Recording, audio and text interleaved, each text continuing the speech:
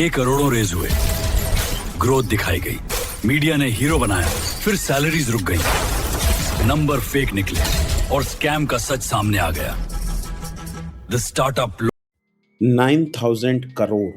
That's how much money Byjus raised from some of the smartest investor in the world. Sequoia, Tiger Global, Mark Zuckerberg's foundation. Then one day they couldn't pay the salaries of the employee. Or take the example of GoMechanic, a startup that was supposed to revolutionize how India gets its car serviced. Investor valued it at over 1,300 crore. Then the founder themselves admitted they had been faking their revenues numbers. And this is not one story, this is the pattern. And today I'm going to tell you exactly how it works. How Indian startup fool investors, fool the media, fool the government, and fool the people like you and me. Stay till the end because the last story I'm going to tell you, you will genuinely make you angry. The game, let's understand the games everyone is playing. Before we get into the scandals, you need to understand one thing. The startup world runs on a very specific kind of storytelling. It's not lying exactly, it's more like selective truth, aggressive optimism, and a shared agreement between founders, investors, and media to keep the party going as long as possible. Here is how the game works. A founder starts a company, they go to the investor and say, I have a massive vision. India has 1.4 billion people. Even if I capture 1% of this market, I am worth 10,000 crore. The investor know this math is nonsense, but they also know that if this founder becomes the next unicorn and they are not in this deal, they will look like idiots. So they invested. Now the founder has money, but investor want to see the growth, not the profit, just growth. Downloads, users, gross merchandise value, which basically means total transaction on their platform, not actual revenue, just total value of the things sold. So founder start spending massively, discount, cashback, free deliverables, anything to show the number going up. The media covers it. This startup just crossed 1 million users. Nobody asks how many of those users are real, how many paid, and whether the company is burning 10 rupees to earn 1 rupee. This is called the big scaling playbook. Grow fast, worry about profit later. The problem is some founders realized you can cheat this game entirely. If investors only care about numbers, why not just make up the number? Let's understand the story of the Go Mechanics collapse because this one is beautifully simple to understand. Go Mechanics was founded in 2016 by Amit Washin and Rishabh Parwa. The idea was straightforward: book car service online, get them done at your nearest workshop. Transparent pricing, professional mechanics, no scam. India's car servicing market is worth around 50,000 crore rupees. So on paper, this was a huge opportunity. Investor poured in money by money. By 2022, Go Mechanic had raised over 450 crore rupees and was valued at around 1,300 crore. The founders were on the podcast, magazine covers, startup events. They talked about disrupting the auto service industry. Then in January 2023, everything collapsed. The founder themselves sent an internal email to employees admitting that company had inflated its financial number. Revenue figures shown to investors were fabricated. Transactions that did not exist were recorded on the paper. When this email is leaked, it's exploded on the LinkedIn and Twitter. Now think about what it means. Professional investor people with MBA analysis, due diligence team put 450 crore rupees into a company without catching that revenue numbers were fake. How does this happen? Here is how. In the startup world, due diligence is weaker than you think. Investors are often rushing to close the deal before a competitor does. They trust auditor reports, but auditors are paid by the company. They look at the GMV and users number, which are easy to manipulate. GoMechanics reportedly inflated revenue by booking fake service order. Transactions that never happened were recorded in their system. On the paper, company looks healthy. In reality, it was hollow. The founders admitted the fraud, which at least shows some integrity compared to what we will see next. But here is the real twist. Go Mechanic had a pending funding round of 100 crore rupees that was about to close when this came out.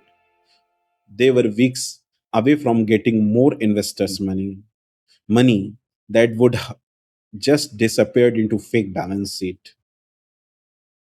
Let's now understand the Byju saga, India's biggest startup disaster. Now we need to talk about the Byjus, and I need to your understand this is not a smaller story. This is possibly the biggest corporate governance disaster in Indian startup history.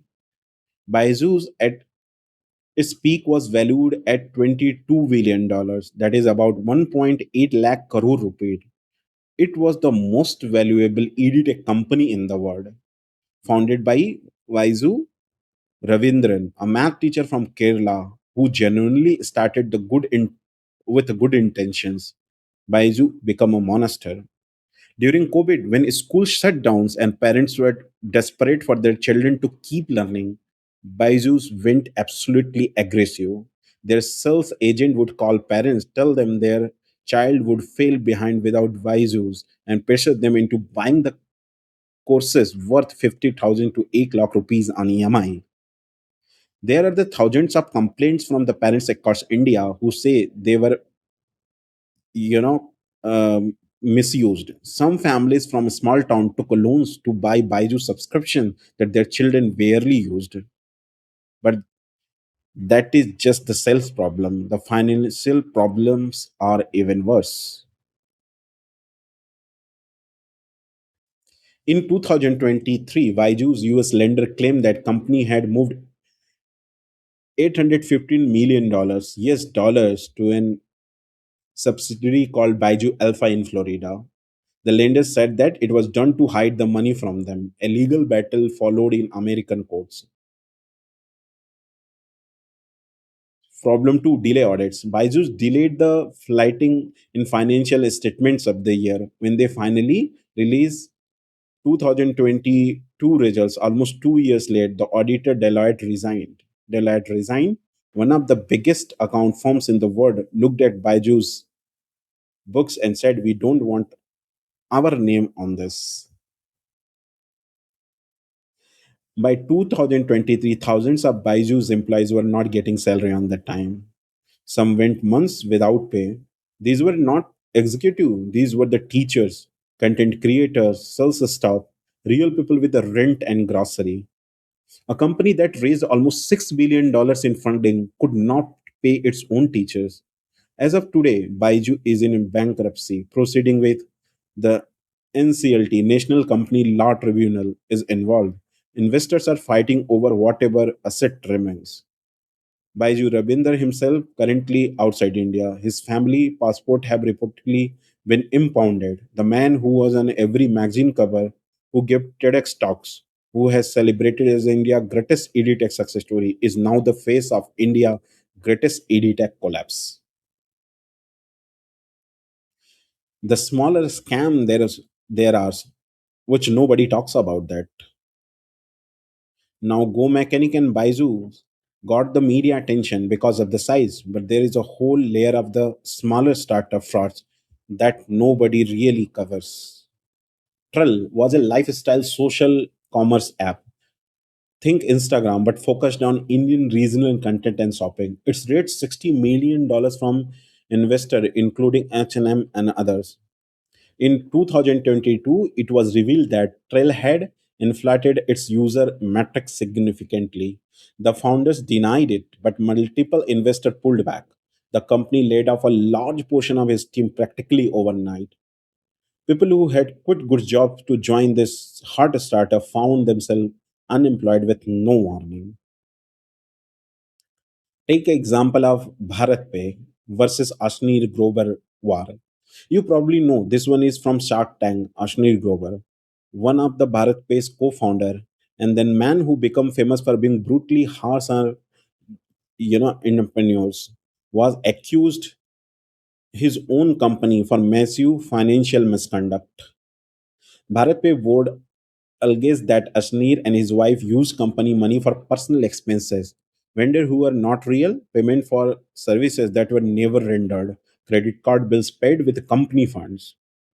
Asneer denied everything and went on aggressive media counteroffensive. He left the BharatPe, wrote a book, gave hundreds of interviews, and positioned himself as the victim of corporate conspiracy. The legal case are still ongoing, but here is what is interesting about BharatPe. Even while all this drama was happening, Ashneer was on the Shark Tank on national television judging other people while his own company was alleging he had stolen from it. This is the level of image management that Indian startup culture has perfected.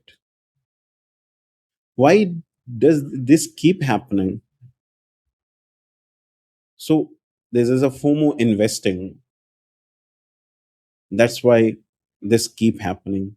There are a lot of story. If we will go by you know company wise company, it will take a lot of time, but just I wanted to show you how it works, how the people make fool to the investors and users like us using PR machine. Here is what I want to take away from this. These are not isolated incident. This is the system that rewarded storytelling over substances, metrics over meaning, and growth over everything else. Some of these founders were genuinely trying to build something real and got caught in a spiral they could not get out of it. Some of them knew exactly what they were doing from the day one. But the investor who handed over hundred of crores of rupees, they are fine. They have other funds, other bets. They wrote off the losses and moved on. The people who suffered the most are employees who lost their job with no notice. The customer who bought subscription or loans from companies that should never have been operating at the scale. And the young people who look at these founders are roles model, because here is the real cost of a startup culture fraud. It positions the well for everyone who is genuinely trying to build something honest and sustainable. Every real founders now has to fight extra hard to be believed. Every investor is now more skeptical. Every employee thinks twice before leaving a staple job for a startup. The dream is real, building something from nothing is real. India genuinely needs entrepreneurs and innovation, but it needs founder who build companies, not the stories. Then again, we will meet in the next video. Jai Hind, Jai Bharat.